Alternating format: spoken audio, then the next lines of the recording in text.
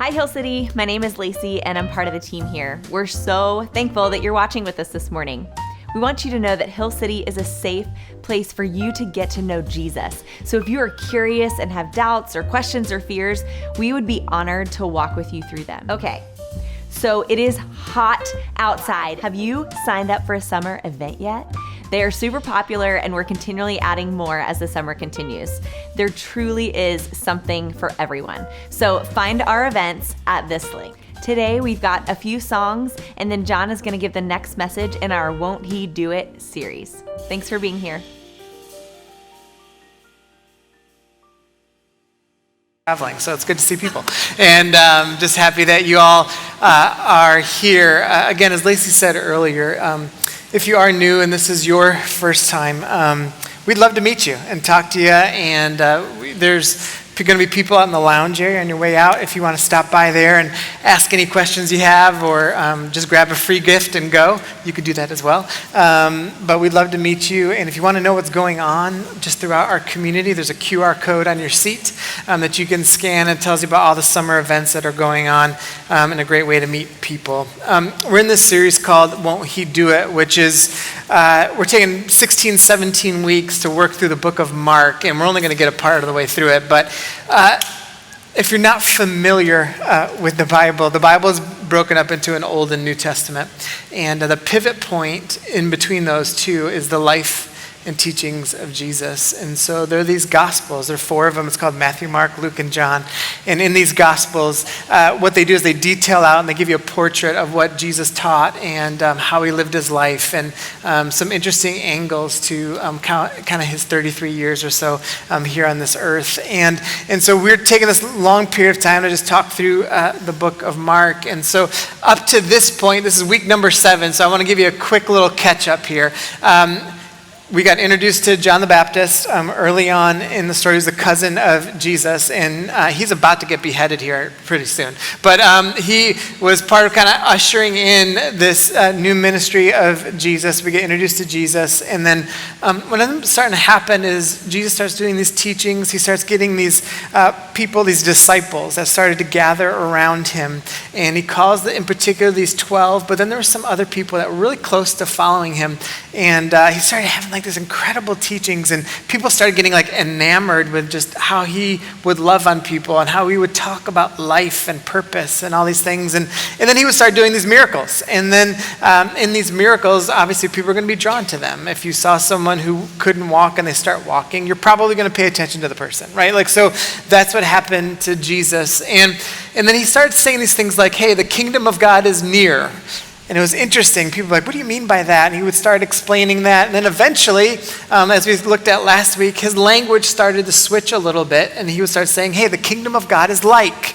And this is what your life would look like if you want to be part of the kingdom of God. And so we're going to look at another story here today that was actually a pivotal point in the life of the disciples and in Jesus' ministry because of what happens in it and what it says about Jesus. And so before we get into it though, how many of you guys have had a harrowing experience in water? Like in the ocean or something where you realized, man, the water's a big deal, right? There's you have those moments where you're just like, this is more powerful. And so about 20 years ago, Lacey and I were in Cancun, and the waves were it was so rough in the ocean that day, and the waves were so big, and we were just kind of out playing in the water, but all of a sudden the undertow got really, really bad. And we looked, and we were it felt like 100 yards from where we were supposed to be. And so we were just all right, well, we got to go back, and we obviously couldn't because it was so strong pushing against us. And she's like, well, let's just let it take us out to where it needs to, and then where it stops, then we'll just kind of come back in. So we start doing that, and it felt like hours. It was probably 7 minutes, but it felt so long, and we're just getting pummeled by the waves. And so we finally get to a point where we can stand up. So I stand up, and again, there were so many waves, I didn't realize that Lacey was probably just about 10 yards or so from me. And so I finally stand up, and I'm like, all right, we're gonna finally walk to shore. And I look behind me, and Lacey's just she's just going like this. She just came up out of a wave, and she's just going like this with her hair. And I'm looking, and there's this wave that, again, as time goes on, it feels like it's bigger. But it was definitely taller than her, okay, a lot taller. And so it's about to crash. She was just about to say something to him, and I was just like, Lace, and it's just like, wham, and she just like goes under and everything else, and she comes back up, she's like, like this, but I couldn't do anything because I couldn't like get to her. It was a whole ordeal. But anyway, in that moment, we finally get to like safety. In that moment, she was just like, wow, and I was like, I know, like we were like exhausted, right? But you felt like there's so much power in the ocean. Like there's so much like there. Even we were on a mission trip one time too, and where you could, we were in the Bahamas, and you could, I know it sounds weird saying we're on a mission trip in the Bahamas, but like there was, and where you would jump off this cliff, and you would dive into like this deep blue hole, and it was like, they would call it like the abyss, and you would go down in there, and it was a really cool jump, but you would get in, and you just felt like, does it ever end? Like there's just something there like to explore, and something like, but there's an unknown. We have technology and science and studying like the oceans and water and everything, so we know so much right now, but can you imagine in primitive societies where like they would come up on the ocean, can you imagine what they thought? Like they had no idea there was anything on the other side. They had no idea like what transpired. Like they would maybe step in and like say they saw like a fairly large fish. They would be like, what? Like what is this sea creature, right? So you can imagine what like water meant. Now, I tell you all of that because the story that we are going to engage today, it is important to understand how people felt about water. Okay, it's a really, really big deal. If we don't understand how like ancient people felt about water, we won't understand this story that we're going to encounter with Jesus to its fullest extent. So we're going to nerd out for a little bit here, because I want to take you guys on a little bit of a journey just so you can understand, hey, when someone heard this story about Jesus and the storm, that's the one we're going to talk about today. I want you to understand what they would have gone to kind of internally first. Like right now for us, we'd be like, well, I understand the storm would happen because the Sea of Galilee is 700 feet below sea level, and the warm air there compared to the cold air coming off the mountains, that's why the storm happened. We could explain away certain things. They would have no idea. Okay? And so I want us to really like take in what they would have been experiencing in that moment. The reality of the creation story in the Bible and ancient cosmology is the fact that Babylonian, Mesopotamian, like Assyrian, Egyptian, all those civilizations came before what we have in the Bible, and they all had creation stories. They all had flood stories. They all had light and dark stories, why we're here, purpose, good and bad, all those things. They all had gods and everything. One common thread, there were multiple common threads, but one huge common thread was that water was chaos. And water was absolute power, and water represented like no human could tame water. Like that was just, only a God could handle water, and that was it. And that was a common thread throughout all civilizations. So, but when you approach the Bible, when we get into Genesis chapter 1, you'll notice this, which I find like pretty interesting, that in the beginning, it just talks about that there was just this water. And that's it, and darkness. That the waters were there. And it does talk about how like that the Spirit of God hovered over the waters. That's going to be important kind of through line throughout a lot of Jesus' story. But that the Spirit of God hovered over the waters. But it was just there, like the waters were there. And then it talks about how God spoke, and then it said that like, let there be light, and the light pervaded the darkness, but the waters were still there. And so there was this interesting that like, because waters just represented like chaos. Like they didn't understand how waters came to be. And so the belief was in Genesis chapter 1, like we said, all right, so what does God do with the waters? Well, he speaks to the waters, and he does something to the waters. What it ends up looking like is this, that when God creates the land, he also does something else. He creates, well, the Hebrew word is called the rakia, but it's just this dome. And you can understand this, like if we were to walk outside right now and you look up in the sky, you would think of it as like a dome, like we're in this dome. And so the people back then would look like, all right, so the gods created this dome, but in this dome, here's what they also believed, that there were the waters all around it. And that's how ancient civilizations believed. Even this is what the Bible talks about, so it's the same. And that the waters were all around it. And so he creates this land, and we see the garden is in there and everything, and kind of in the creation story. And you've got the stars in the sky up here and everything. But they believe that the God was outside all of this. Here's what else we begin to see in places like Job and Psalms, 1 Samuel, and some other things, that the land was actually on these pillars. All right? And now that I say this and you read it in Scripture, you'll actually see it. But that this is what they believe, that the land was on these pillars that were over the waters, and that like this is how it was all like kind of hung in together. And so they would look out into the horizon, and they believed that the waters were the edge of everything. Right? Because they didn't know that there was anything else possible. So this is what ancient civilizations would believe, including what we see in Genesis chapter 1. But here's what's interesting. In the creation story, God creates, and he brings in, and he kind of tells the waters what to do. And he tells the sky what to do, and he creates everything, and he creates order over the chaos.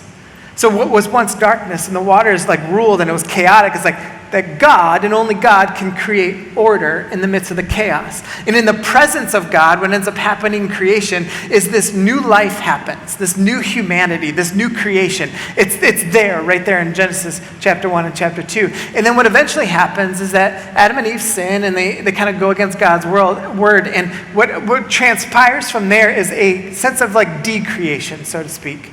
And in this decreation, what ends up happening, we separate from God. But then God steps into the story with his grace and offers up this new life, new hope, new creation, new humanity. That is the beginning of the Bible. And that begins to be this through line throughout all of Scripture. In Genesis chapter 6, it's interesting that we have this flood, right? The waters come up, and in Genesis chapter 6, there's this interesting phrase that says that God remembers, he remembers Noah. He remembers Noah. And so what it talks about, if you read the story, it's a little bit out of order, and I won't get into that, but when you read the story, evil and like just kind of everything got corrupted in creation, quote unquote decreated, okay? Everything got corrupted. And so God's like, we've got to take care of this. Like the only way to, my justice and my love for all of this and all of creation is like, I've got to take care of this. And so what he does is like, this flood is released. And when the flood happens, there's this moment where he's like, oh, but there's Noah. So let me just work with Noah. And so what he tells Noah to do is, what does he tell him to build? An ark, right? And so he builds this ark. And what God does in the midst of this is, he saves Noah. Just like he saved Adam and Eve. And then after Adam and Eve, he created this new humanity, right? All these new people came. But then with Noah, in the midst of all his decreation, corruption, and everything, what does he do? He calms the waters. God calms the waters and calms the flood. He saves Noah. And what ends up happening is there's a peace over everything. The chaos that once was is now subsided. God steps in with what? A new creation, a new hope, a new life, a new humanity. And in the midst of those storms, he steps in. But only God can handle the waters. Only God can speak into it. There's this other kind of cool thing. Again, the creative stories and everything in the Bible, you always have to remember it's also not only telling us how God created and what God does, but it's also speaking into all of the ancient beliefs. And so there's this really cool belief that an Assyrian ruler and Assyrian gods, that they would have these bows. And these bows, and actually I'll just draw it. Who cares? These bows that they would have, right, with their arrow like this, that these gods would have these bows, and they would pull these bows. They would say like the gods would like pull them both, and they would eliminate people and everything, or they could cause chaos and everything. But if the gods, or even the Assyrian rulers, if they turned the bow over and released their arrow, it meant that there would be a sign of peace. All right, so think about this, like that's part of like kind of this Noah narrative and everything too. So if you kind of look at that bow, and this is just an interesting tidbit. If I were to turn this bow, nope, not gonna happen. Let's see if I can do it.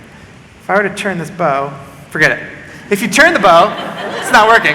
If you turn the bow upside down, right, it creates this rainbow effect.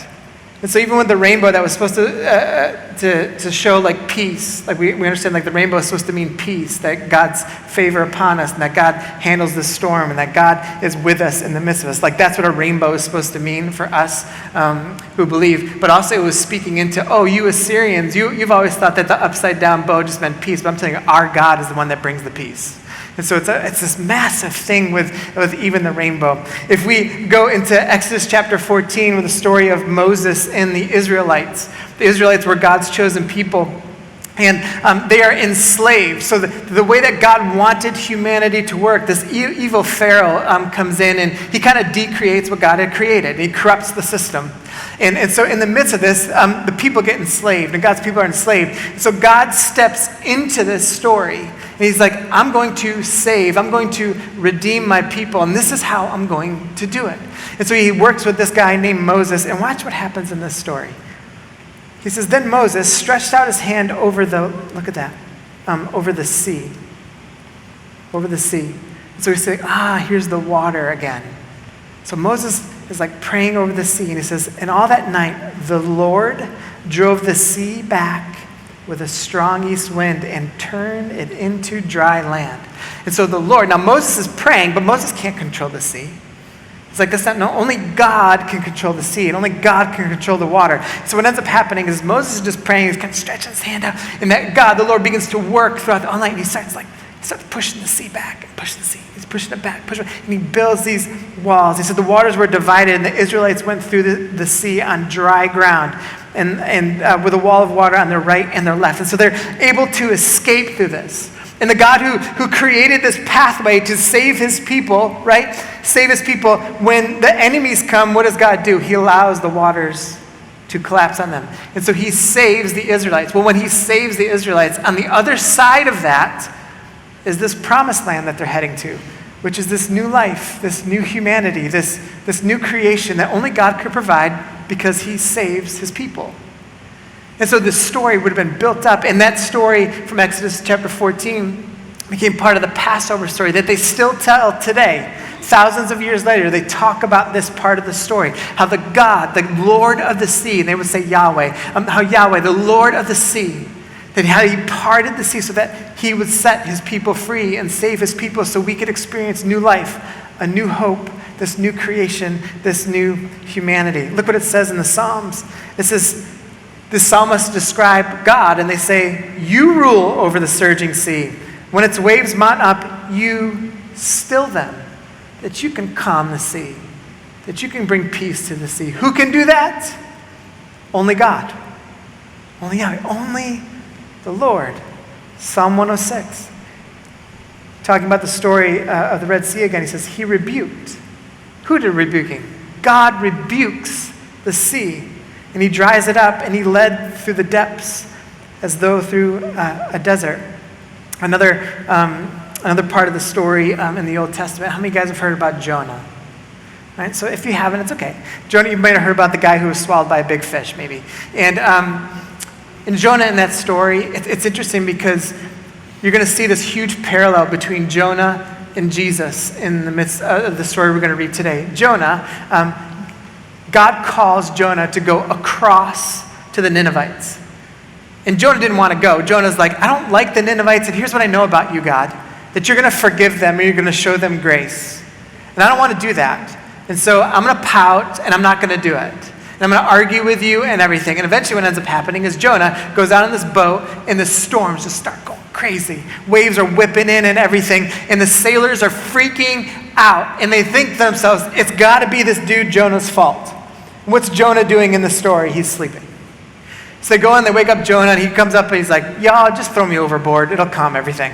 And so they throw him overboard, and this big fish comes in, the sea monster comes in, and swallows up Jonah. Well, God has that fish, because he controls the sea monsters, spit Jonah out onto the sea. He then goes to the Ninevites. The word of God, the grace comes to the Ninevites. The Ninevites have this big kind of moment with God, everything. So God steps into all of that, all right?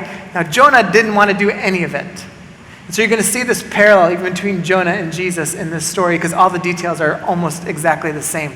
And so this is what they would have believed. So the listener of the story we're about to encounter, they would have had all of that plus some in their head. All of that plus some in there. They would have known about the God over the sea, about God controlling the rebuking the wave, all those things. That would have been ingrained in their heads when it came to the storm. And so here's the main point for us today. We can find peace and perspective in the midst of any storm. That's what we're going to concentrate on today. So Mark chapter 4, starting in verse 35. I love this story. It says, that day when evening came, Jesus said to his disciples, let's go over to the other side. And here's where the parallels start happening between Jonah's story and Jesus. Let's go over to the other side. Leaving the crowd behind, they took him along, and just as he was in the boat, there were also other boats. We're going to talk about that at the end. A furious squall came up, and the waves broke over the boat so that it was nearly swamped. Jesus was in the stern, sleeping on a cushion. And let me pause there for a second. One of the things about the way the Bible is written that is fascinating is that's a random fact, right? Why did they have to put he was sleeping on a cushion? That doesn't even make any sense. What this shows is that there were eyewitness testimonies of this story. Ancient writers did not write like that. Of course, writers do now, but in ancient writings, they never wrote with little details like that. So unless it was an eyewitness account. And so this is showing this is an eyewitness account that he was literally asleep on a cushion. The disciples woke him and said to him, "Teacher, don't you care if we drown?" So he gets up, and look at that. There's that word again. He rebukes the wind and said to the waves, "Quiet, be still." And then the wind died down, and it was completely calm. He said to his disciples, "Why are you so afraid? Do you still have no faith?" So get this. These guys have been running with him for a little while now. And Jesus looks at them and says, "Do you still have no faith?" Not where did your faith go? He's "Oh, so we're still here at this point. You have no faith." And they were terrified and asked each other, "Who is this? Even the wind and the waves obey him." So if you can kind of process with the disciples for a second. They've heard him teach, and he's really good teacher. And he's so gracious and kind and everything. There's something different about him. And they've seen him do miracles before. They've seen him do miracles. But this point is this turning point. Because they're saying he just spoke to water and the water listened. He just said to nature to do something and nature was okay, this is different. Only God could do this stuff. And so for them in that moment, it went from, oh, this dude teaches cool and does some really neat miracles and I wonder how that happens, to hold on a second, there's something different about this guy and now we're kind of freaked out about it. Because what he just did, we have for generations only believed God could do. And it changes everything. In the midst of this, it's all right, if that happened to the disciples, what does this mean for me? So if we can kind of process what the disciples are going through and how they're feeling and all this stuff about the water and the seas and the chaos and all that stuff and what they believed about God, I think it helps us have peace and perspective in our own storms. And so here's what I want you to see though first. This is the Sea of Galilee, so you can kind of get a picture of what it would have been like there. Anywhere you go in the Sea of Galilee, you can kind of see to the other side. So I know sometimes we read a story, we think it's like an ocean, but this is actually what it looks like. It's about 8 miles wide, 12 miles long, and but here's what's interesting. It's about 700 feet below sea level, and you see all those mountains or the Golan Heights, and what ends up happening is the cold air of the Golan Heights and then the warm air over the water, sometimes those things intersect and violent storms happen. They just be so violent, and the waves do whip, and it's hard. Okay, so I want you to get a picture of that as as you're kind of encompassing this whole story. But here's what is important first when we talk about getting peace and perspective in the midst of our own storms. Here's what I think is critical: we have to expect the unexpected. We have to expect the unexpected. My baseball coach in college, he said something to me one day, and he wasn't a great coach. He's a good guy, but he just wasn't a good coach. If he ends up watching this, I'm sorry, but it's whatever. It's his fault. He was a bad coach. But what ended up happening, one day he walks up to me, and we're about to play Virginia Tech, and any Tech fans? We whipped you all the time. But so we're about to play Tech, and he comes up and he goes, "Wagler, you're the leader of this team, and you got to anticipate the unanticipatable." And I said, "Coach, I don't know what that means." And he was and he just walks away from me. And that's he did stuff like that all the time. And that was not a skill. It was just that's who he was, right? So looking back, and again, he wasn't doing this for that reason. Looking back though, here is a reality. If you're aware that unexpected things are going to happen, Like, you can be prepared for the unexpected. You can be. And so we start thinking about, again, like in this storm, those incredible fishermen that would have been on that boat, like they expected these unexpected storms. They got it. They were skilled in the midst of this. This was such a violent storm that it was overcoming even to them. And so we should resonate with that, right? We can expect storms are going to come in our lives, but sometimes there are things that just go beyond what we're prepared for. And that's okay. Like we should resonate with that. But what we begin to see is like, man, storms do happen in our lives. How many of you guys have had a plan for your life and it didn't end up that way? Yes, this is called life, right? Like most kids like thought they were going to be something like big, right? Myself and every one of my friends thought we were going to be a professional athlete. Like, because we picked up a ball. And how hard could it be, right? Like, this is what you do. Like, we all think those things, or whatever it was that you thought about. And you might think, I'm going to be an astronaut, and like now you work in finance, right? Like, it's whatever. Like, sorry if you work in finance, but like that's just a reality. But like life like happens in those things. Like me on this stage right now is very unexpected. It's very this was never part of my plan, ever. But yet, there's these unexpected things that begin to happen, and that includes life storms. I'm now 44 years old, and so this week I was kind of chronicling out some things in my life, and I was like, all right, how many like significant like storms? Not just like mild thunder and lightning, but like storms that like shift your life in a big way, either positive or negative or something you got to deal with. And I've had 10 incredibly significant, like unexpected, there's no way you could have ever known these things were happening that completely shifted my life. And I started thinking like, man, that's a big deal. But I just started thinking about all the counseling sessions I've had with people over the years, and it's like, this is everyone's life, whether you like it or not. Unexpected storms are coming your way. They just are. You can have a plan of how you think it's going to go, but I'm telling you, unexpected storms are coming your way. And knowing that reality, we should just expect it. We should expect that they're going to come. And then we've got to say, like, all right, then how do I gain peace? And how do I have perspective, like, in the midst of these storms that are beginning to happen? I think the first thing that we've got to begin to process is really this, and that's our posture in the midst of this. That our posture in the midst of the storm determines how much peace and perspective we have coming out of it. So when we're in this posture, like when we're in it, what's our posture? Are we yelling and screaming at God? Are we filled with anger and bitterness and rage and doubt and all those things? Or is our posture different towards God? Is our posture in the midst of the storm like just so different that we're allowed to like, there's peace in this. Like there's perspective that I didn't know I could have in the midst of all of this. Now, there's doubt, there's fear, there's anger in the midst of any of those things. There's questioning God. How many of you guys have questioned God before? You've said, where are you? Or how could you let this happen to me, right? Yes, right? Like that just means you're human. Like you are a person.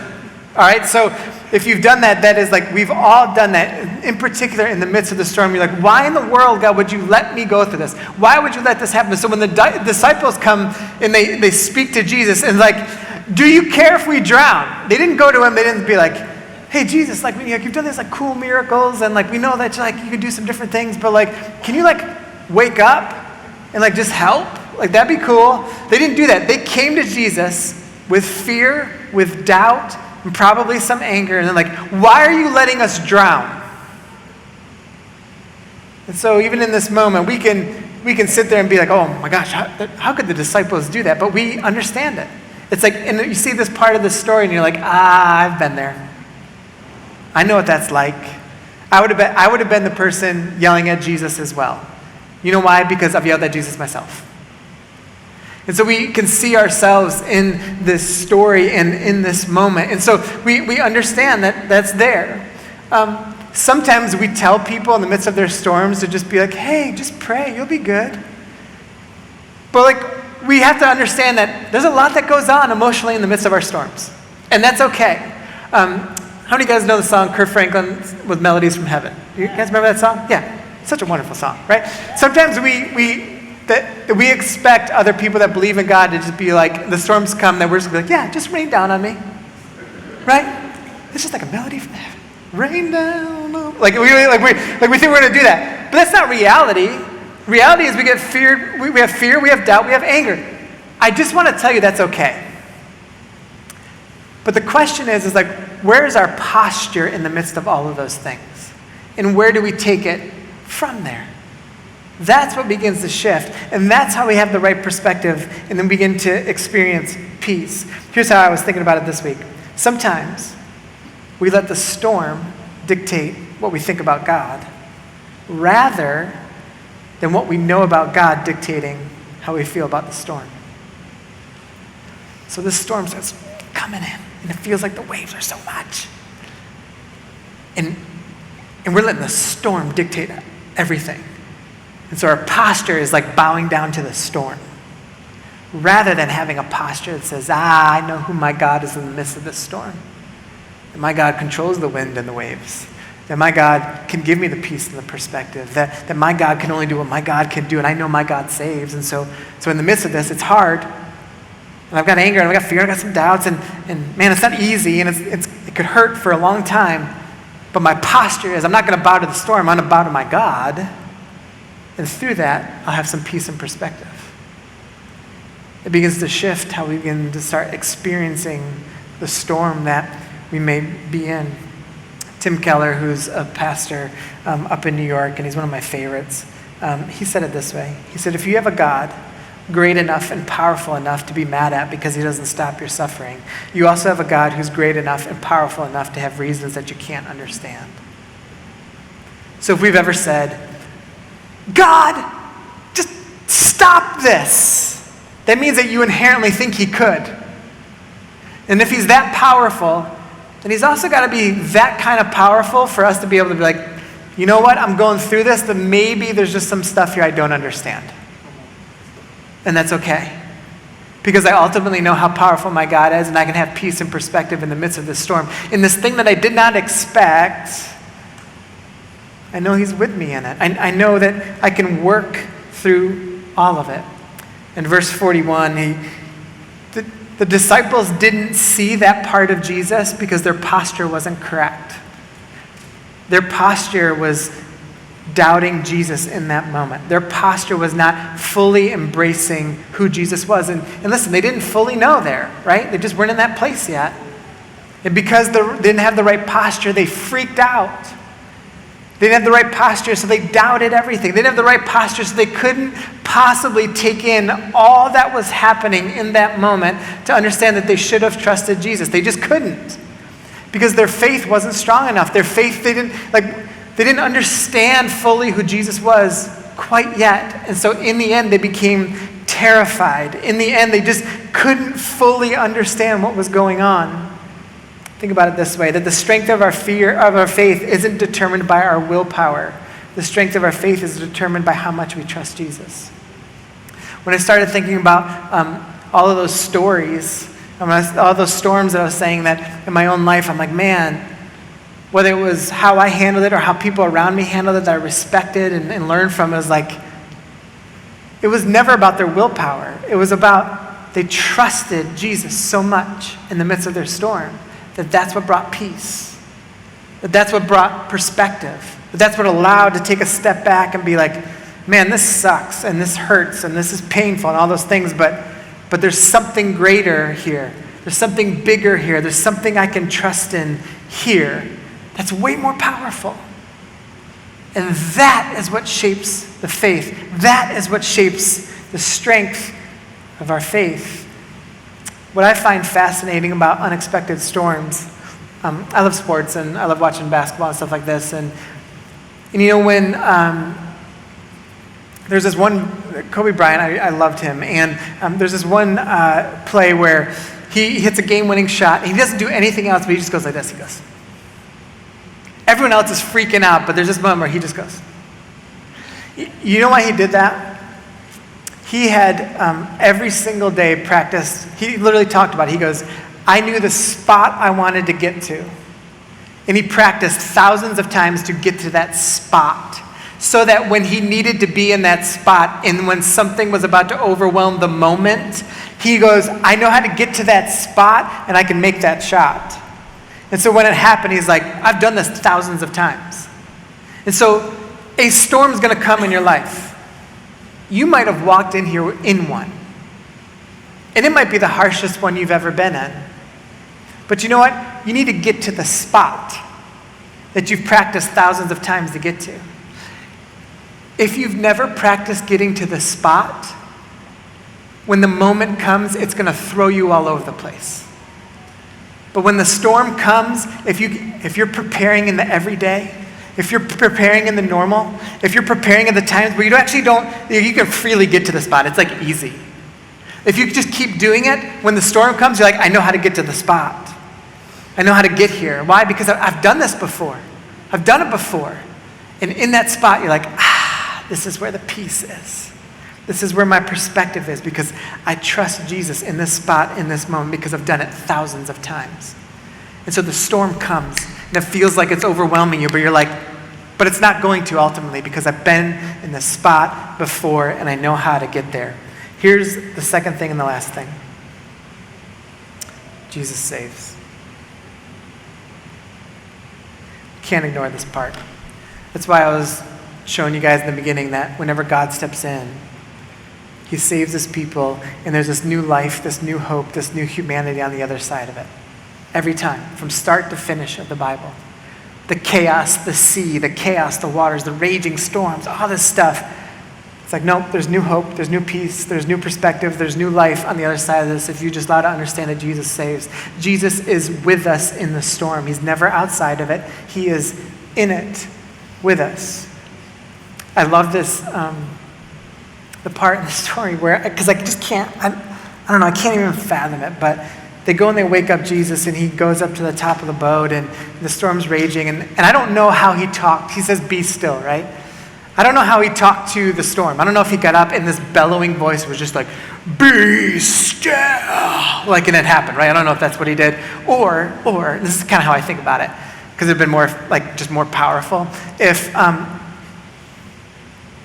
So even if you don't have kids, you understand this because you were a kid. Do you know how, like, a parent gives that look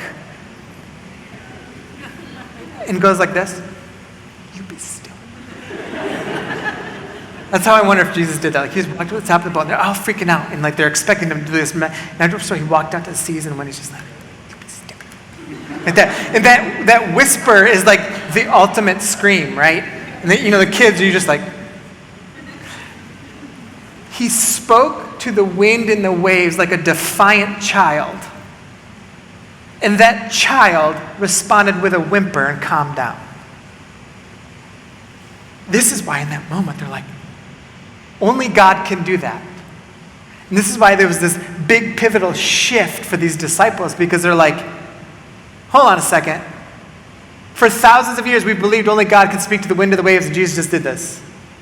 So Jesus is the embodiment of God. Jesus is God. And so it's like this huge moment. And there's one little detail that I have glossed over every single time that I've read this story until this past couple weeks studying it. And that's the detail of the other boats. I've never thought about it, never cared about it, but I started thinking about the other boats in the story. Because when Jesus calmed the sea, he also saved the other boats. And here's what I started thinking about it. Those storms in my life that I was just telling you guys about before, here's what else I know. Every time in those storms that the people around me, or whether it was me, maybe I handled it well, sometimes I didn't always, but like, here's what I also know. When I didn't handle it well, there was no peace and perspective coming out of me, so the people around me, they didn't handle it well either. But when I had the right peace and perspective in the midst of a storm, here's what else the people around me also did too. And so when Jesus saves in the midst of this, and when the peace and the perspective is there, and the calmness and the right kind of standing with God in the midst of the storm, there's this residual saving that happens.